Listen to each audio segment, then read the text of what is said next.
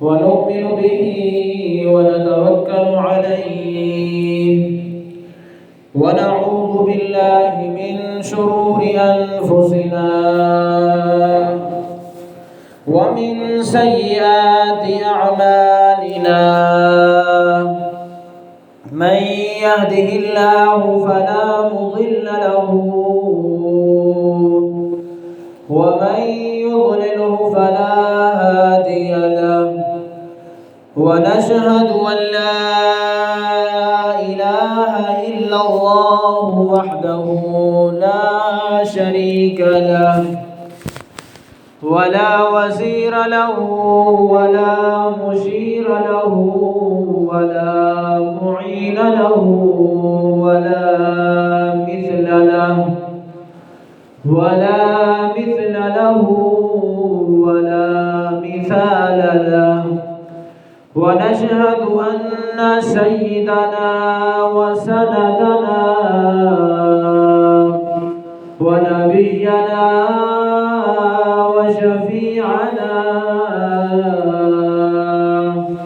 وهادينا ومرشدنا ومولانا محمدا عبده ورسوله أرسله بالحق بشيرا ونذيرا وصلى الله تعالى عليه وعلى آله وأصحابه وأزواجه وذرياته وبارك وسلم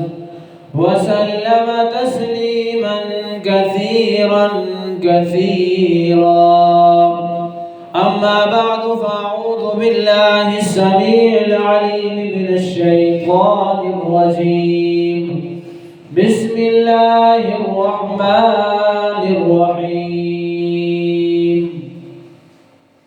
ومن يتق الله يجعل له مخرجا ويرزقه من حيث لا يحتسب ومن يتوكل على الله فهو حسبه صدق الله العظيم وصدق رسوله النبي الكريم ونحن على ذلك من الشاهدين والشاكرين والحمد لله رب العالمين رب اشرح لي صدري ويسر لي أمري واحلل عقدة من لساني يفقه قولي رب زدني علما رب زدني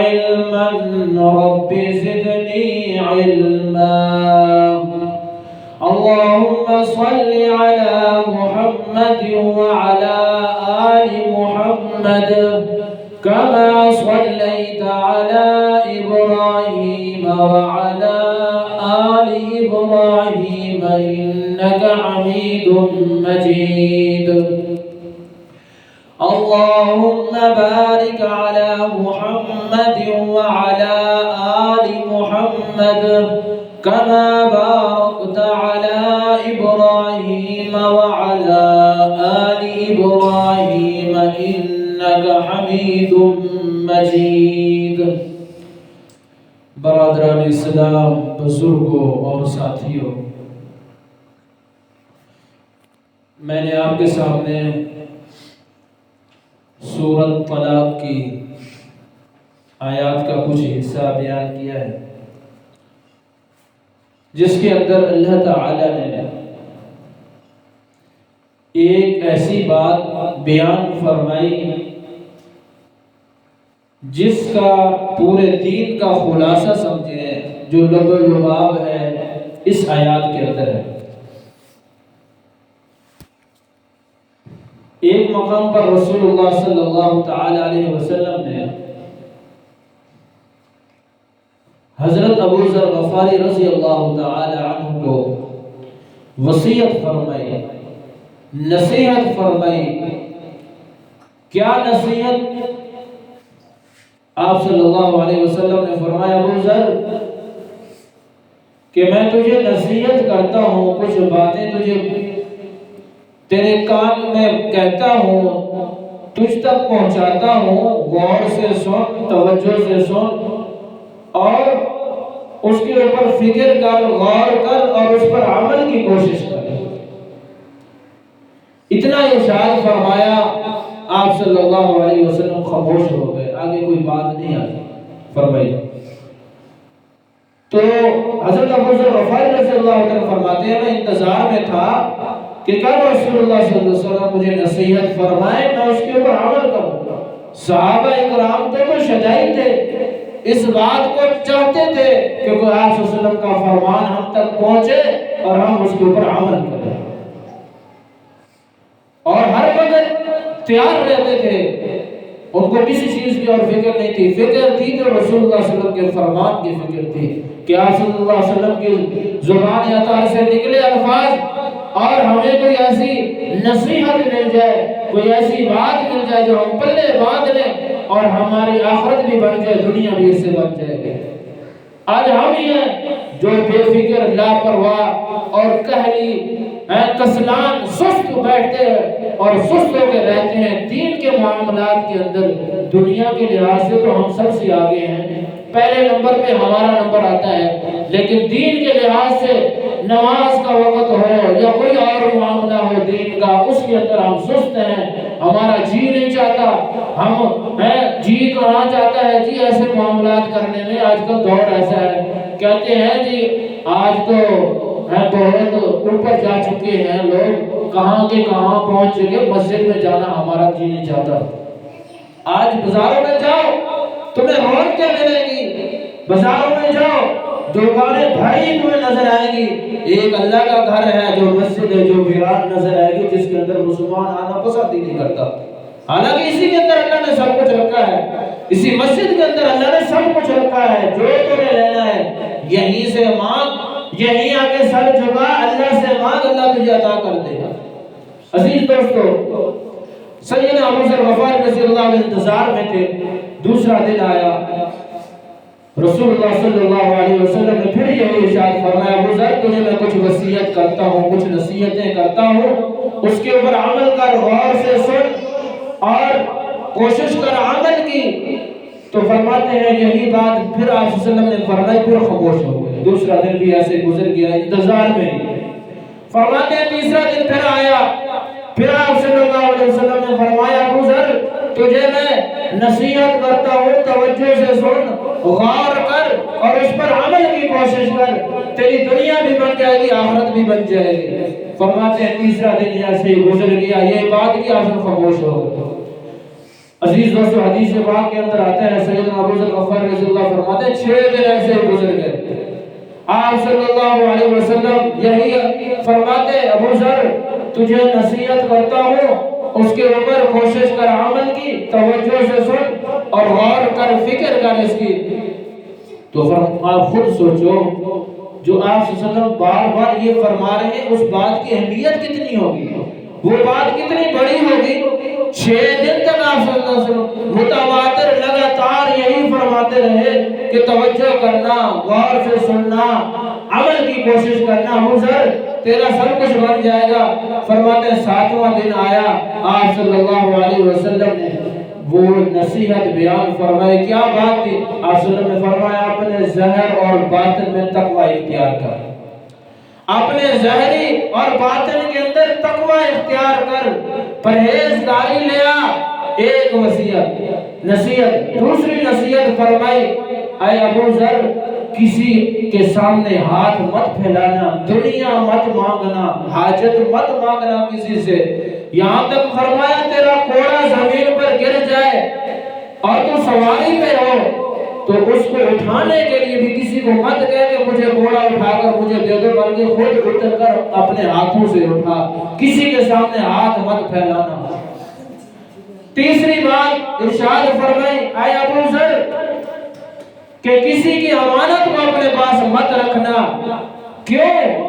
جب تو امانت رکھے گا تیرے دل کے اندر کہیں لالچ نہ آ جائے، کہیں وہ کہیں صرف نہ کر بیٹھے، اس کو خرچ نہ کر بیٹھے، اپنے اوپر لگا نہ بیٹھے، کیونکہ اس کی امانت میں خیانت آ جائے گی۔ اور چوتھی بات رسول اللہ صلی اللہ علیہ وسلم نے ارشاد فرمایا، اے ابو ذر یہ غور سے سن کہ تیری دنیا بھی بن جائے گی، تیری آخرت بھی بن جائے گی، کہ جب تجھ سے گناہ ہو تو فوراً نیکی کر لیا کر۔ گناہ ہو گیا، انسان سے غلطی ہو جاتی ہے تو فوراً کیا کرنا ہے؟ اس کے ساتھ نیکی کر لے، کیونکہ نیکی جو ہے گناہوں کو ختم کر دیتی ہے۔ نیکی کیا کرتی ہے؟ گناہوں کو ختم کر دیتی ہے، گناہ مٹا دیتی ہے جب تو نیکی کرے گا۔ آپ صلی اللہ علیہ وسلم یہ نصیحت فرما رہے ہیں سیدنا ابو ذر غفاری رضی اللہ تعالیٰ عنہ۔ آج عزیز دوستو ہم ان چیزوں کو پلے باندھ لیں، اپنے ساتھ جوڑ لیں، اپنے ساتھ لگا لیں تو ہم بھی کامیاب ہو سکتے ہیں۔ یہ فرمان ہمارے لیے بھی ہے، ساری امت کے لیے ہے۔ جب ہم اس کے اوپر عمل کریں گے تو ہماری دنیا بھی بنے گی، آخرت بھی بنے گی۔ پانچویں ایک بات رسول اللہ صلی اللہ علیہ وسلم نے نصیحت میں فرمائی کہ دو آدمیوں کے درمیان فیصلہ کرنے والا مت بننا، فیصلہ نہ کرنا۔ کیا مطلب؟ فیصلہ نہ کرنا یعنی دو آپس میں کوئی معاملات ہے اس کے اندر تو قاضی مت بن۔ جب تو قاضی بنے گا، فیصلہ کرے گا، ہو سکتا ہے کہ تو نے دوسرے کے اوپر ظلم کر دیا ہو اور اس کا جرم نہ ہو، اس کے اوپر جرم تو نے لگا دیا ہو، کل قیامت کے دن تو پکڑا جائے گا۔ یہ 5 باتیں آپ صلی اللہ علیہ وسلم نے نصیحت فرمائی۔ آپ خود غور کرو ان باتوں کی اہمیت کتنی ہے اور اس کے اوپر کتنا ہے غور کرنے کی بات ہے کہ آپ صلی اللہ علیہ وسلم بار بار فرماتے رہے کہ غور سے سن، توجہ کر اور اس کے اوپر عمل پیرا ہو۔ آج میں پہلی بات آپ کے سامنے عرض کروں گا۔ آپ صلی اللہ علیہ وسلم نے فرمایا، پہلی وصیت جو فرمائی، نصیحت فرمائی کیا تھی؟ تقوی اختیار کرو، زہر و باطن۔ زہر کسے کہتے ہیں عزیز دوستو؟ زہر کہتے ہیں جو ہمارے سر سے لے کر پاؤں تک جسم ہے، جو ہم ایک دوسرے کو دیکھتے رہتے ہیں، اس کو زہر کہتے ہیں۔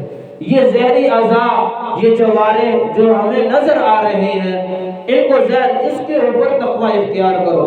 باطن کیا ہے؟ باطن دنیا کی، دل کی دنیا ہے۔ دل کی دنیا جو ہے یہ باطن ہے۔ رسول اللہ صلی اللہ علیہ وسلم نے ارشاد فرمایا، ابو ذر زہر اور باطن میں تقوی اختیار کر۔ تقوی کہتے کسے؟ لفظ تقوی کا کس چیز کا نام ہے؟ پہلے یہ سمجھ لو، اس بات کو سوچ لو عزیز دوستو۔ تقوی کہتے ہیں پرہیزگاری کو، ڈرنا۔ کس سے؟ اللہ سے ڈرنا، اس کو تقوی کہتے ہیں۔ دل کی جو دنیا ہے، اس کے اندر جو جذبات ہوتے ہیں، جو خیالات ہوتے ہیں، جو سمندر اندر ٹھاٹھے مار رہا ہوتا ہے، ہر انسان کے اندر خواہشات ہیں، جذبات ہیں۔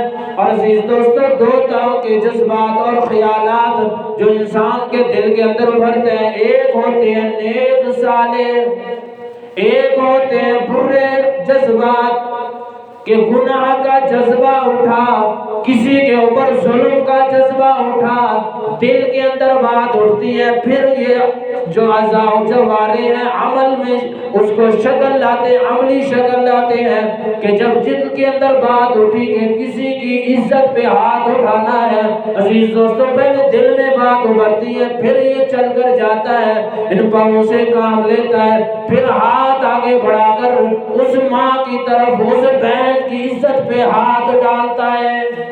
پہلے دل سے، یہ دل جو ہے نا، اس کے بارے میں رسول اللہ صلی اللہ علیہ وسلم نے ارشاد فرمایا، اور لوگوں تمہارے جسم کے اندر ایک لوتھڑا گوشت کا ایک ٹکڑا ہے، اگر وہ سنبھل جائے، وہ ٹھیک ہو جائے، سارا کا سارا جسم ٹھیک ہو جائے گا۔ آپ صلی اللہ علیہ وسلم نے ارشاد فرمایا، غور سے سنو، غور سے سنو، وہ دل ہے، وہ دل ہے، وہ دل ہے۔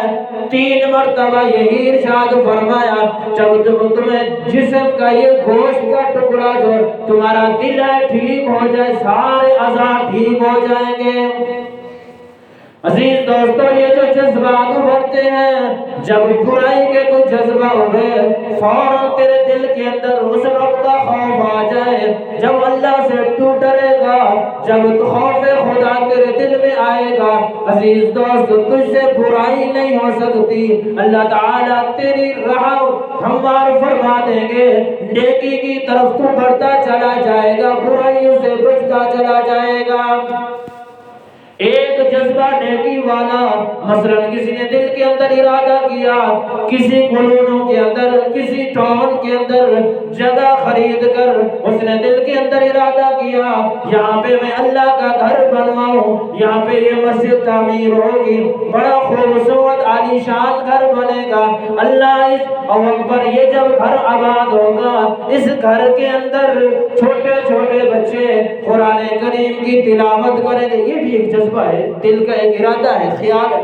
اللہ تعالیٰ کسی کسی کو عطا فرماتا ہے، دل کے اندر جذبہ خیال آیا، مسجد بن گئی۔ عزیز دوستو چھوٹے چھوٹے بچے وہاں مسجد میں جا کر نماز کرتے ہیں، ادا کرتے ہیں، قرآن کریم کی تلاوت کرتے ہیں، وہاں پہ قال قال رسول اللہ کی صدائیں بلند ہوتی ہیں، وہاں پہ فرمان مصطفیٰ پڑھا جا رہا ہے، وہاں پہ قرآن کریم کی تلاوت ہو رہی ہے۔ جو اس نے یہ جذبہ دل کے اندر ابھرا، ابھی خیال آیا، پھر گھر والوں کے ساتھ بیٹھ کر اس نے مشورہ کیا، اس نے اپنے بھائی سے مشورہ کیا، اپنے دوستوں سے مشورہ کیا کہ یہ میرا خیال ہے، یہ دل کے اندر میرے جذبہ ابھرا، اب اس کے اوپر عملی شکل آ رہی ہے، مشورہ ہو گیا۔ اب عزیز دوستو اس نے خرچہ کیا، جگہ خریدی، جگہ خریدنے کے بعد اس کو عمارت کو تعمیر کرنے کے لیے مستری متعین ہو گیا، اب ٹھیکہ ہو گیا، وہ مسجد تعمیر ہو رہی ہے، سارے لوگ دیکھ رہے ہیں۔ یہ عزیز دوستو دل میں ارادہ اٹھا تھا، یہ نیک خواہشات، جو یہ نیک خواہشات ہوتی ہیں، نیک جذبات ہوتے ہیں، ان کی وجہ سے عزیز دوستو رسول اللہ صلی اللہ علیہ وسلم نے فرمایا یہ نیک خواہشات اسے جنت میں لے جانے کا ذریعہ بنتی ہے۔ ہمارا ہمیشہ ہمیشہ کے لیے دل کے اندر جو جذبہ ہو، جو باطن کا تقوی، اسی کو کہتے ہیں باطن کا تقوی۔ رسول اللہ صلی اللہ علیہ وسلم نے ابو ذر سے فرمایا ابو ذر تیرے دل کا باطن کا جو تقوی ہے اس کو اختیار کر۔ اب یہاں بات میں کرتا چلا جاؤں، جب مسجد میں اذان ہوتی ہے عزیز دوستو، جس کا تقوی دلی تقوی ہوتا ہے، باطن کا تقوی ہوتا ہے، ادھر سے اذان صدا بلند ہوتی ہے، اللہ اکبر کی، اللہ سب سے بڑا ہے، تیرا کاروبار چھوٹا ہے، اللہ سب سے بڑا ہے، تیری تجارت چھوٹی ہے، اللہ سب سے بڑا ہے، تیرا گھر چھوٹا ہے، اللہ سب سے بڑا ہے، آجا مسجد کی طرف۔ جب اس کے دل کے اندر تقوی ہوگا، سارے کاموں کو چھوڑ کر مسجد کی طرف آ جائے گا۔ اسی کو رسول اللہ صلی اللہ علیہ وسلم نے فرمایا ابو ذر دل کے اندر تقوی اختیار کر لے، باطن کا تقوی اختیار کر لے۔ جب تو باطن کا تقوی اختیار کرے گا، تیرا ہاتھ وہ پکڑے گا جسے اللہ نے حکم دیا ہوگا، تیرا باطن جب ٹھیک ہو جائے گا، دل کے اندر تقوی آ جائے گا، آنکھیں اس چیز کو دیکھیں گی جسے رسول اللہ صلی اللہ علیہ وسلم نے فرمایا ہوگا۔ تیری آنکھیں عزیز دوست نامحرم کی طرف نہیں اٹھیں گی، کسی ایسی عورت کی طرف نہیں اٹھیں گی جسے اللہ نے منع فرمایا ہو۔ قرآن کریم کے اندر اللہ نے ارشاد فرمایا قُلْ لِلْمُؤْمِنِينَ يَغُضُّوا مِنْ أَبْصَارِهِمْ وَيَحْفَظُوا فُرُوجَهُمْ ذَلِكَ أَزْكَىٰ لَهُمْ إِنَّ اللَّهَ خَبِيرٌ بِمَا يَصْنَعُونَ۔ اللہ فرما رہے ہیں مومنوں، اے رسول میرے پیغمبر اپنی امت والوں کو کہہ دو جب کوئی محرم تمہارے سامنے ہے، جب کوئی ناجائز چیز تمہارے سامنے ہے، فوراً اپنی نگاہوں کو جھکا لیا کرو۔ جب دل کے اندر تقوی ہوگا، ڈر ہوگا اللہ کا کہ اگر اس کو میں دیکھ لیا، عزیز دوستو ایک جذبہ وہ ہوتا ہے دل کے اندر، وہ جذبات ہوتے ہیں کہ اختیار آ جاتے ہیں، جن کو ابھی اس نے خیال بھی نہ کیا، دل کے اندر خیال آ گیا، اس کے اوپر کوئی پکڑ نہیں، کوئی اس کے اوپر سزا نہیں، پر سزا اس کے اوپر ہے جب اس کے اوپر تو ٹھہرا رہا اور بار بار دیکھتا رہا۔ مثلا تو جا رہا ہے بازار میں، ایک شہر میں جاتا ہے، سامنے بھی عورت کے اوپر نگاہ بڑھ گئی، اچانک بڑھ گئی، تو نے نگاہ جھکا لی، اس کے اوپر کوئی پکڑ نہیں۔ جب تو بار بار اس کو دیکھتا رہے گا، غلط خیالات سے دیکھتا رہے گا، اس کی پکڑ ہے۔ رسول اللہ صلی اللہ علیہ وسلم نے ارشاد فرمایا کہ باطنی جب تقویٰ ہوگا تو غلط نگاہ تیری نہیں پڑے گی۔ باطن کے اندر جب تیرے ہاتھ تقویٰ ہوگا، ہاتھ غلط چیز کو نہیں پکڑیں گے۔ باطن کے اندر تقویٰ ہوگا، تیرا دماغ وہی سوچے گا جو دل کے اندر تیری بات ہے۔ عزیز دوستو، رسول اللہ صلی اللہ علیہ وسلم نے ارشاد فرمایا جو تقویٰ اختیار کرتا ہے اللہ اسے 2 انعام عطا فرماتے ہیں۔ قرآن کریم کے اندر اللہ نے ارشاد فرمایا وَمَن يَتَّقِ اللَّهَ يَجْعَل لَّهُ مَخْرَجًا۔ عزیز دوست، جب تیرا باطن میں تقویٰ ہوگا، دل کے اندر ڈر خدا خوف ہوگا، اللہ فرماتے ہیں تجھے پریشانی آئے گی، تجھے مصیبت آئے گی، تجھے کوئی ایسے اگر مصیبت پریشانی آئے گی، اللہ تعالیٰ فرماتے ہیں میں اس کے لیے ایسا راستہ نکالوں گا تجھے پتہ بھی نہیں چلے گا، مصیبت دور کر دوں گا۔ وَيَرْزُقْهُ مِنْ حَيْثُ لَا يَحْتَسِبُ۔ ہر انسان چاہتا ہے کہ دنیا کے اندر بھی میں کامیاب ہو جاؤں اور عالم برزخ میں بھی میں کامیاب ہو جاؤں، قیامت کے دن بھی مجھے نامہ اعمال دائیں ہاتھ میں ملے۔ اللہ اکبر۔ رسول اللہ صلی اللہ علیہ وسلم نے فرمایا جس کے دل کے اندر ڈر ہوگا، تقویٰ ہوگا، پرہیزگاری ہوگی، وہ دنیا کے اندر کامیاب ایسے ہوگا کہ اللہ تعالیٰ کے قرآن نے ارشاد فرمایا وَيَرْزُقْهُ مِنْ حَيْثُ لَا يَحْتَسِبُ کہ اسے مال اور اسے رزق ایسی جگہوں سے میں عطا کروں گا کہ اس کا وہم و گمان بھی نہیں ہوگا۔ اور نامہ اعمال کل قیامت کے دن اللہ تعالیٰ دائیں ہاتھ سے عطا فرمائیں گے۔ حدیث پاک کے اندر آتا ہے رسول اللہ صلی اللہ علیہ وسلم نے ارشاد فرمایا جو تقوی اختیار کرتا ہے 3 جماعتوں میں لوگوں کو تقسیم کر دیا جائے گا۔ ایک وہ جماعت جو عرش کی دائیں طرف ہوگی، ایک وہ جماعت جو عرش کے بالکل سامنے ہوگی، ایک وہ جماعت جو عرش کی بائیں طرف ہوگی۔ آپ صلی اللہ علیہ وسلم نے فرمایا کہ جو دائیں طرف ہوگی وہ لوگ ہوں گے جو اللہ سے دنیا میں ڈرتے ہوں گے، پرہیزگاری کو اختیار کرتے ہوں گے، اللہ کے خوف کی وجہ سے گناہوں کو چھوڑ کر نیکیوں طرف بڑھتے ہوں گے۔ اللہ تعالیٰ انہیں دایاں ہاتھ میں نامہ اعمال عطا کریں گے اور انہیں جنت میں داخلہ عطا فرما دیں گے۔ دوسرے وہ لوگ جو عرش کے سامنے ہوں گے، یہ وہ لوگ ہوں گے جنہیں قرآن کریم میں اللہ نے ارشاد فرمایا والسابقون الاولون من المہاجرین والانصار، یعنی وہ لوگ جو سبقت کرنے والے، جو آگے بڑھنے والے، نیکیوں میں آگے بڑھنے والے، سبقت کرنے والے، آگے مقربین، وہ لوگ صدیقین، شہداء، صالحین، یہ وہ لوگ ہوں گے جو عزیز دوستو نیکیوں میں سبقت کرنے والے، اللہ انہیں عرش کا سایہ عطا فرمائیں گے۔ تیسری وہ جماعت جو عرش کی بائیں جانب ہوگی، ان کے بارے میں آپ صلی اللہ علیہ وسلم نے ارشاد فرمایا یہ وہ لوگ ہوں گے نافرمان جنہوں نے دنیا کے اندر ایمان کی دولت ان کو ملی، انہوں نے ایمان کی دولت نہ لی، یعنی ایمان سے انکار کر کے کافر لوگ اس سے مراد ہیں اور انہیں اللہ تعالیٰ دوزخ عطا فرمائیں گے۔ عزیز دوستو، بات کرنے کا مقصد یہ ہے کہ ہمیں ہر وقت اللہ سے ڈرنا چاہیے، اللہ تعالیٰ کے خوف کی وجہ سے ہمیں نیکی کرنی چاہیے۔ جو بندہ نیکی کرتا ہے اللہ کا خوف کی وجہ سے گناہ کو چھوڑ دیتا ہے، اس کے بارے میں رسول اللہ صلی اللہ علیہ وسلم نے ارشاد فرمایا کہ وہ بندہ جنتی ہے جو خوف کی وجہ سے گناہ سے باز آ جاتا ہے۔ اس لیے ہمیں ہر وقت اس بات کے اوپر عمل کرنا چاہیے، اللہ کا خوف دل کے اندر رکھنا چاہیے۔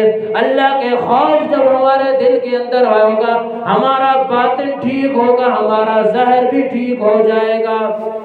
آج دنیا کے اندر ہم دیکھتے ہیں کوئی اگر طاقتور ہے تو مظلوم کے اوپر جو کمزور ہے، ظلم کر رہا ہے، وجہ کیا ہے کہ اپنی انا میں آ کر، اپنے تکبر میں آ کر، اپنے آپ کو بڑا کہہ کر وہ اپنی طاقت کے بنا پر ایک کمزور کے اوپر ظلم کر رہا ہے۔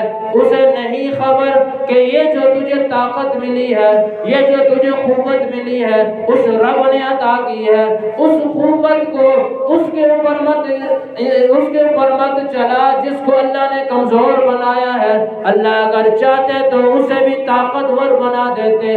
عزیز دوست، اس لیے ہمیں فکر کرنی چاہیے کہ ہماری دنیا بھی بنے، آخرت کی بنے، لیکن یاد رکھنا دنیا بنے گی تب جب دین میں آئیں گے، جب ہمارے عمل صالح ہوں گے، دنیا بنے گی، آخرت بھی بنے گی۔ رسول اللہ صلی اللہ علیہ وسلم نے ارشاد فرمایا، او لوگوں اس آخرت کی فکر کرو، ہر وقت آخرت کی فکر کرو۔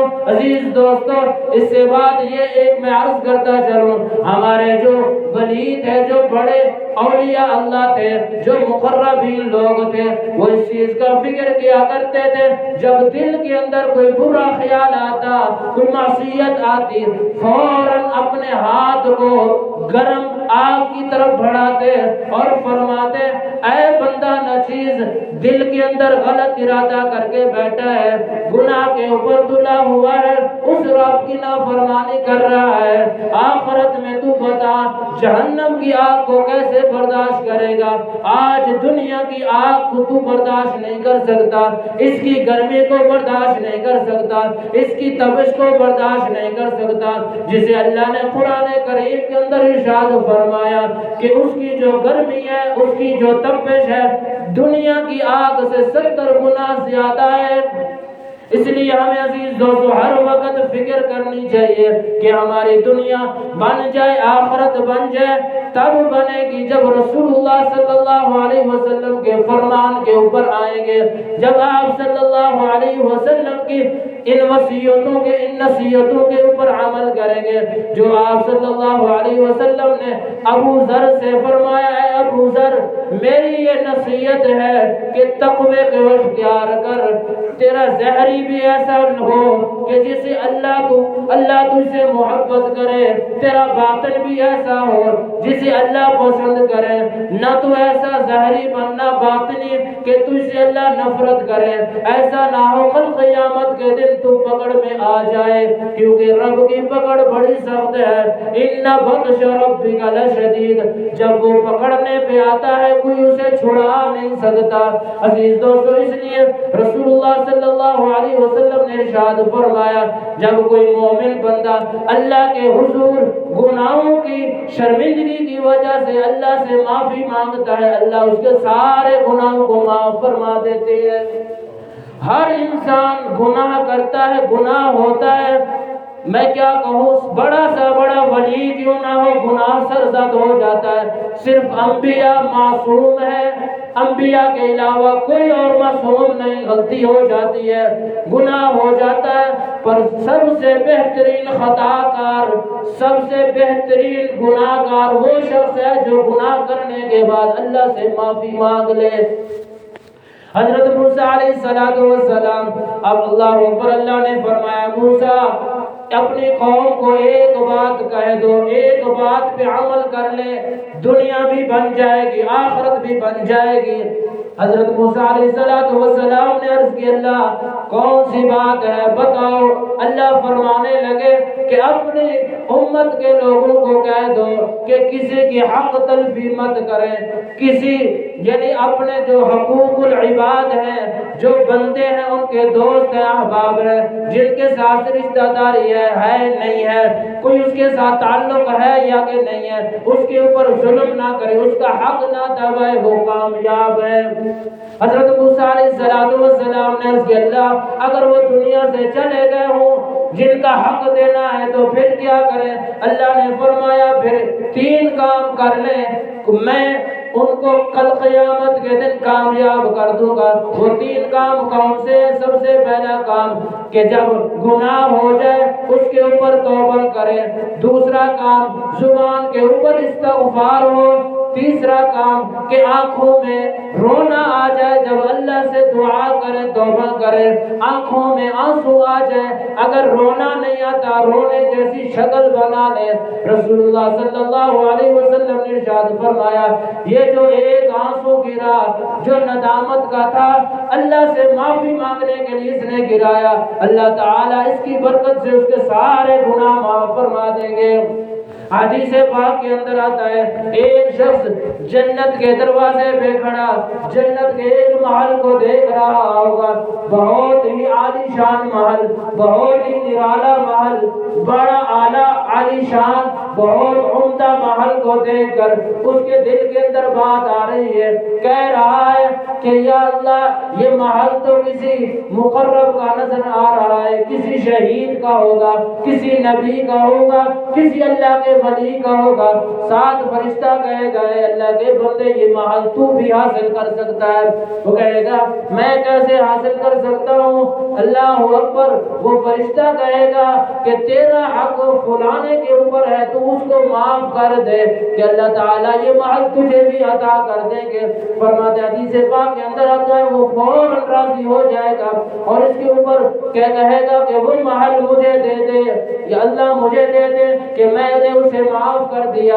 عزیز دوستو، یعنی جو یہاں سے جن کا حقوق ہم نے دینا ہے دنیا سے چلے گئے، ہم یہ تین کام کر لیں، ایک تو ندامت سے معافی مانگے اللہ سے، کل قیامت کے دن اللہ تعالیٰ ان کو حقوق اپنی طرف عطا کر کے تجھے کامیاب کر دیں گے۔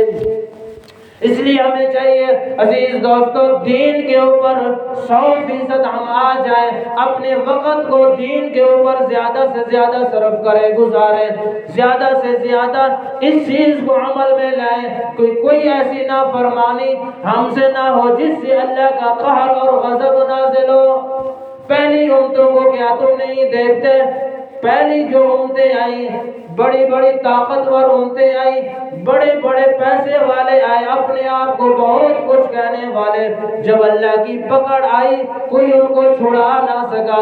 آج چلے جو مصر کے علاقے کے اندر عزیز دوستو قوم عاد نے جو گھر بنائے، پہاڑوں کے اندر انہوں نے گھر بنائے اور انہوں نے کہا ہمیشہ ہمیشہ ہم یہاں رہیں گے، ہمارا کوئی کچھ نہیں بگاڑ سکتا۔ حضرت صالح علیہ السلام، حضرت ہود علیہ السلام نے آ کے ان کو دعوت دی، فرمایا قوم سمود کو صالح علیہ السلام نے فرمایا لوگوں باز آ جاؤ، میری بات کو مانو، اللہ کے حکم کو پورا کرو، ورنہ اللہ کی طرف سے عذاب آئے گا، پکڑ آئے گی، تمہیں کوئی چھڑا نہیں سکے گا۔ انہوں نے کہا یہ بھی کوئی بات ہے، ہم تو اتنے بڑے طاقتور ہیں، پہاڑوں کے اندر ہم گھر بنانے والے ہیں، ہمیں کون پوچھے گا؟ یقین کرو ایک فرشتے نے چیخ ماری، سب کے کلیجے پھٹ گئے۔ اس رب کا مقابلہ مت کرو، اس رب کے سامنے کھڑے ہو جاؤ، نگاہیں جھکا لو، اس رب کے سامنے ندامت کے آنسو بہا لو۔ یہ چند روزہ زندگی اس کے اوپر مت اکڑ کرو، مت انا میں آؤ، مت تکبر کرو، اللہ کے سامنے جھک جاؤ، اس رب کے سامنے جو جھکا اللہ نے اس کے سر کو بلند فرمایا۔ آج دنیا کی مثال تم نہیں دیکھتے، وہ درخت جس کے اوپر پھل لگا ہوتا ہے ہمیشہ جھکا ہوتا ہے، جو جھکا نہ ہو اس کے اوپر پھل نہیں لگتا، جو جھکتا ہے اس کو اللہ پھل عطا فرماتے ہیں۔ اس لیے ہمیں ہر وقت اس چیز کو مد نظر رکھنا چاہیے۔ عزیز دوستو 20-30 سال 40-50 سال گزر گئے، کتنے ہم نے اللہ کی فرما برداریاں کی، کتنی اللہ کی ہم نے نافرمانیاں کی، کتنی ہم نے نمازیں پڑھی، کتنی چھوڑی، کتنے ہم نے حقوق اللہ ادا کیے، کتنے ہم نے حقوق العباد ادا کیے۔ اگر 100% ہم صحیح چل رہے ہیں، حقوق اللہ بھی ادا کر رہے ہیں، حقوق العباد واجبات بھی ادا کر رہے ہیں، پھر سمجھ لو کہ ہماری زندگی بن رہی ہے۔ اگر ہم حقوق اللہ چھوڑ رہے ہیں، حقوق العباد میں بھی تلفی کر رہے ہیں، عزیز دوستو سمجھ لو ہماری دنیا برباد ہو رہی ہے، آخرت بھی برباد ہو رہی ہے۔ ہمیں اس چیز کو مد نظر رکھنا چاہیے کہ 50 سال ہو گئے، 60 سال ہو گئے، چہرے کے اوپر سفید بال آنے لگے، سفید بال ہو گئے، ابھی بھی ہمیں اگر شرم نہیں آتی تو کب شرم آئے گی؟ قیامت کے دن پکڑے جائیں گے۔ عزیز دوستو کوئی دوست تیرا ساتھ نہیں دے گا، کوئی قوت تیرا ساتھ نہیں دے گی، کوئی بھائی تیرا ساتھ نہیں دے گی۔ اس وقت تو ماں بھی کہے گی یوم یفر المرء من اخیہ وامہ وابیہ وصاحبتہ وبنیہ، دوست کو دوست سے جدا کر دیا جائے گا۔ عزیز دوستو ماں اپنے بیٹوں کو نہیں پہچانے گی، باپ اپنے بچے کو نہیں پہچانے گا، ہر کسی کو اپنا اپنی لگی ہوگی۔ اس روز کے لیے، اس قیامت کے دن کے لیے آج کچھ کر لو۔ ایک ندامت کا آنسو تیرا بہا ہوا تیرے سارے گناہوں کو ختم کر دے گا۔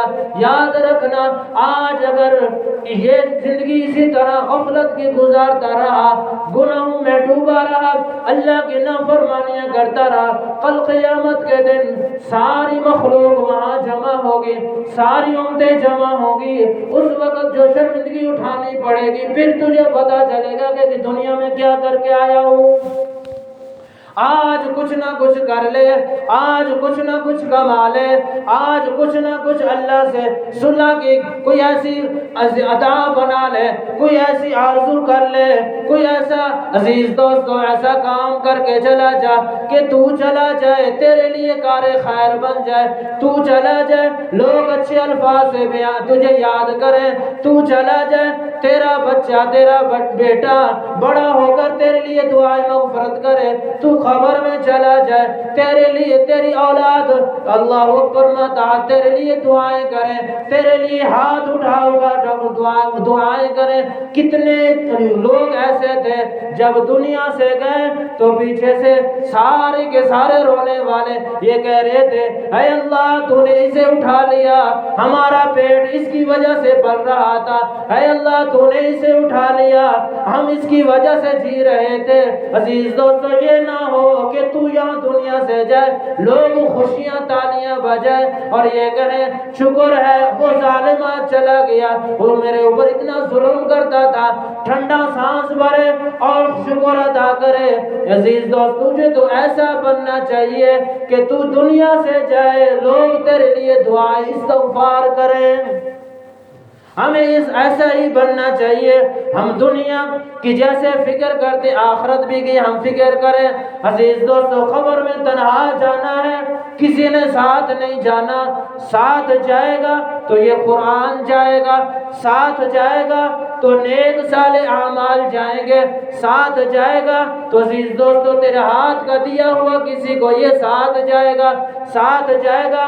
علمت نفس ما قدمت واخرت، وہ جو تو نے آگے بھیج دیا، آگے بھیجنے کا مطلب کیا ہے کہ تو نے کسی کی مدد کر دی، کسی کے گھر کے چولہا جلا دیا، کسی کے عزیز دوستو گھر کے اندر کھانا پہنچا دیا، کسی بے لباس کو لباس پہنا دیا، تو نے جو یہ آگے بھیجا یہ تیرے لیے قبر میں راحت کا ذریعہ بنے گا۔ آج ایک دیا ہوا دنیا کے اندر 10 اللہ عطا فرمائے گا، آخرت میں 70 عطا فرمائے گا۔ 1 روپیہ تو نے دیا، آج ہم دیکھتے ہیں کسی کو اگر کچھ دے دے تو ہم کہتے ہیں ہماری رقم میں اتنے پیسے کم ہو گئے، نہیں یہ ہماری آنکھوں کا دھوکہ ہے، ہمارے دل کا دھوکہ ہے، ہمارے ذہن میں یہ دھوکہ ہے۔ اللہ فرما رہے ہیں تو نے 1 دیا تجھے دنیا کے اندر میں 10 عطا کروں گا، اور اللہ فرماتے ہیں تو نے 1 روپیہ دیا آخرت میں 70 عطا کروں گا۔ عزیز دوستو کوئی اللہ کا گھر بنوا دیا، قرآن کریم کسی مسجد میں رکھوا دیا، جب تک یہ قرآن کریم کوئی پڑھتا رہے گا، اللہ کا کلام پڑھتا رہے گا، آواز صدائیں بلند ہوتے رہیں گے، تیرے نام اعمال کے اندر نیکیاں لکھی جائیں گی۔ اس لیے ہمیں اس چیز کی فکر کرنی چاہیے۔ عزیز دوستو، ہم زندگی بسر کر رہے ہیں، دنیا میں آئے ہیں، آنے کی وجہ کیا ہے؟ کیا یہی ہے کاروبار چلا لینا؟ کیا یہی ہے دہاڑی لگا لینا؟ کیا یہی ہے کہ سو لینا، اٹھ جاگ کے دوستوں کے ساتھ گھوم پھر لینا؟ کیا یہی ہے اچھے اچھے کھانے کھا لینا؟ کیا یہی ہے لباس اچھا تن کر لینا؟ نہیں نہیں، صرف یہی نہیں ہے، بلکہ اس کے ساتھ ساتھ دین ہے۔ دین کے اوپر چلو، تقوی کو اختیار کرو۔ تقوی کو اختیار کرو گے، دین کے اوپر چلو گے، عزیز دوستو یہ سب کچھ ہوگا، کامیاب ہے۔ دین کے اوپر چلو گے، تیرے تن کے اوپر لباس قیمتی نہیں ہے، 2 ٹائم کی تجھے روٹی نہیں مل رہی، تیرا کاروبار نہیں ہے، عزیز دوستو دین کے اوپر چل رہا ہے، پھر بھی تو کامیاب ہے۔ اگر یہ سب کچھ ہے، دین پہ نہیں چل رہا، تو عزیز دوستو ہمیشہ ہمیشہ کے لیے ناکامی ہے۔ صحابہ کرام کو نہیں دیکھتے کہ رسول اللہ صلی اللہ علیہ وسلم جب تشریف فرما ہوتے، ان کی محفل کے اندر ایسے لوگ ہوتے جن کے بدن کے اوپر لباس نہیں ہوتا تھا۔ آپ خود ارشاد فرماتے ہیں، صحابہ کرام فرماتے ہیں کہ ہم ایک دوسرے کی اوڑ میں بیٹھتے، چھپ کر بیٹھتے، کہیں اللہ کے نبی کے نگاہ مبارک ہمارے ننگے جسم پر نہ پڑ جائے، گھر سے بے گھر کر دیے گئے، یہ دین ہم تک پہنچا، ہم اس کی قدر کریں، ہم نہیں قدر کریں گے، اللہ ایسی مخلوق لائے گا، ایسی اللہ مخلوق لائے گا جو اس کے دین کی سربلندی کے لیے آواز اٹھائے گی۔ کب تک ہم یہ غفلت کی زندگی بسر کرتے رہیں گے؟ کب تک ہم نماز سے دور بھاگتے رہیں گے؟ کب تک ہم اللہ کے حکموں کو توڑتے رہیں گے؟ عزیز دوستو کب تک ہم اللہ کے نافرمانیوں میں اسی طرح زندگی بسر کرتے رہیں گے؟ یقین کرو ایک نہ ایک دن ہمارا اعلان ہوگا، ایک نہ ایک دن مسجد کے اندر اعلان ہوگا، میدان کے اندر اعلان ہوگا، ایک نہ ایک دن سامنے ہم عزیز دوستو لاچار پڑے ہوں گے، ہم اپنا ہاتھ سیدھا نہیں کر پائیں گے، ہمارے چہرے کے اوپر اگر کوئی مکھی بیٹھ گئی اس کو نہیں اڑا سکیں گے، ہمارے ہاتھوں کو کوئی اور سیدھا کرنے والا ہوگا، ہمارے منہ کو کوئی اور باندھنے والا ہوگا، ہماری آنکھوں کو کوئی اور بند کرنے والا ہوگا، ایک نہ ایک دن اعلان ہوگا آج فلاں بن فلاں نہیں رہا۔ یقین کرو ایک نہ ایک دن یہاں سے ہم نے جانا ہے۔ ہر انسان کو پتہ ہے کوئی کافر ہے، نافرمان ہے، کوئی کسی مذہب سے تعلق رکھنے والا، اسے پتہ ہے موت یقینی آنی ہے، اس موت کے فرشتے کے آنے سے پہلے آج کچھ کر لو، توبہ کرو، توبہ کرو، سچے دل سے توبہ کرو۔ مسجد میں بیٹھے ہو، آج کے بعد انشاءاللہ ہم اللہ کی نافرمانی نہیں کریں گے، انشاءاللہ نماز کو نہیں چھوڑیں گے، انشاءاللہ اللہ تعالیٰ کے قرآن کی تلاوت کریں گے، زیادہ سے زیادہ وقت اللہ کے دین کے لیے خرچ کریں گے۔ یہ وقت اللہ نے کیوں عطا کیا؟ صرف اور صرف اس لیے عطا فرمایا کہ دنیا میں جا کر میرے بندے میری فرما برداری کر کے آ، مجھے پہچان گیا، میرا تعارف کر گیا، مجھ تک پہنچ، جب مجھ تک تو پہنچے گا مجھے راضی کر کے آئے گا، کل قیامت کے دن میں تجھے راضی کروں گا۔ یہ جہان، یہ دنیا عزیز دوستو خواہشات کی نہیں ہے، خواہشات کہ اس کو پوری کرنے کے لیے ہم نہیں آئے، اپنی خواہشات یہاں پہ پورا نہ کرو، اپنی خواہشات کو دباؤ۔ تمہارا جی چاہتا ہے کوئی عزیز دوستو مال دولت زیادہ ہو، یہ ضرور دعا کرو کہ اللہ ہمیں زیادہ سے زیادہ عطا کرے، پر نہ فرمانی میں نہ آؤ، حرام حلال کی تمیز کرو، حلال جو ہے اللہ کا شکر ادا کرو، تھوڑا ہے اس کے اوپر قناعت کرو، توکل کرو، حرام کی طرف نہ بڑھو۔ عزیز دوستو جو اللہ نے تیرے مقدر میں عطا کیا اللہ تجھے ضرور عطا کرے گا۔ فرماتے حدیث پاک کے اندر آتا ہے رسول اللہ صلی اللہ علیہ وسلم نے ارشاد فرمایا کہ موت سے پہلے اس کا رزق پہنچتا ہے، یعنی موت سے زیادہ تیز جو رفتار ہے وہ رزق ہے جو اس تک پہلے پہنچتا ہے، موت اس وقت تک نہیں آتی جب تک ایک لقمہ اس کا دنیا میں باقی ہوتا ہے۔ جب تک وہ اپنے رزق کو نہ کھا لے، جب تک اپنی روزی کو پورا حاصل نہ کر لے، موت نہیں آتی۔ عزیز دوستو، جو اللہ نے دیا اس کے اوپر قناعت کرو، اللہ کی نافرمانی سے بچو، اللہ کی فرمان برداری میں آ جاؤ، خود بھی اچھے عمل کرو، دوسروں کی بھی فکر کرو۔ سب سے بہترین وہ شخص ہے، رسول اللہ صلی اللہ علیہ وسلم نے فرمایا، وہ شخص سرشاد و باد رہے، سبز رہے، اللہ اس کو بہاریں لگاتے رہیں، اللہ اس کو اور وقت لگاتے رہیں، اللہ اس کو اور زیادہ وقت والا بنائے، جس کے پاس میری بات پہنچے، میرا فرمان پہنچے، دوسروں تک پہنچائے۔ اس لیے ہمارا فرض بنتا ہے کہ جیسے ہم خود چاہتے ہیں کامیاب ہو جائیں، اسی طرح ہمیں یہ بھی فکر کرنا میرا بھائی بھی کامیاب ہو جائے۔ جس طرح ہم خود چاہتے ہیں کامیاب ہو جائیں، ہمارے گھر والے بھی کامیاب ہو جائیں۔ جس طرح میں خود چاہتا ہوں کامیاب ہو جاؤں، عزیز دوستو میرا بیٹا بھی کامیاب ہو جائے۔ اس لیے جب ہم خود نماز پڑھیں تو دوسروں کو بھی ساتھ لیں، جب ہم خود اچھا عمل کر رہے ہیں دوسروں کو بھی دعوت دیں۔ یہ سب سے بہترین انسان ہے۔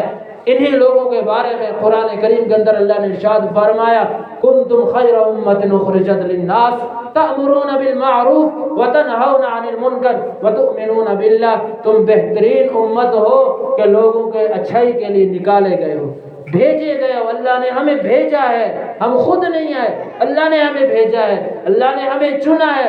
جیسے رسول اللہ صلی اللہ علیہ وسلم کو اللہ نے چنا، اسی طرح اس امت کو بھی اللہ نے چنا ہے۔ عزیز دوستو، اللہ کا ہم جتنا شکر ادا کریں کم ہے۔ سب سے پہلے تو یہ اللہ کے ہمیں مسلمان بنایا ہے، ایمان کی دولت عطا فرمائی۔ اب آگے ہمیں اللہ نے اختیار دیا ہے کہ ہم اس کے اوپر اختیار رکھتے ہیں، طاقت رکھتے ہیں کہ اللہ کی فرما برداری کریں۔ ہم جیسے آپ خود، ہر انسان چاہتا ہے کہ میں نمازی بن جاؤں، اس کے لیے کوشش کریں گے تو نمازی بنیں گے۔ کوشش نہ کی، آج کہتا رہا کل کروں گا، پرسوں کروں گا، 20 سال گزر گئے، 30 سال گزر گئے، زندگی بسر ہو رہی ہے، گزر رہی ہے۔ یقین کر آج کا جمعہ جو یہ وقت گزرا ہمارا، جمعے کا دن گزر جائے گا، قیامت کی صبح تک تمہیں دوبارہ یہ جمعے کا دن نہیں ملے گا۔ ایک ایک گھڑی قیمتی ہے، ایک ایک وقت، ایک ایک سیکنڈ قیمتی ہے۔ جتنا ہو سکتا ہے آج اللہ سے مانگ لے اور اللہ کو راضی کر لے، پھر ایسے نہ ہو کہ موت آئے، تیرے گھر میں ڈیرا لگائے اور تجھے لے کر چلی جائے، پھر پچھتاوا ہوگا اور کچھ نہیں ہوگا، اور پچھتاوے کے علاوہ کچھ نہیں ہوگا۔ دعا ہے کہ اللہ تعالی ہمیں نیک صالح اعمال کرنے کی توفیق عطا فرمائے۔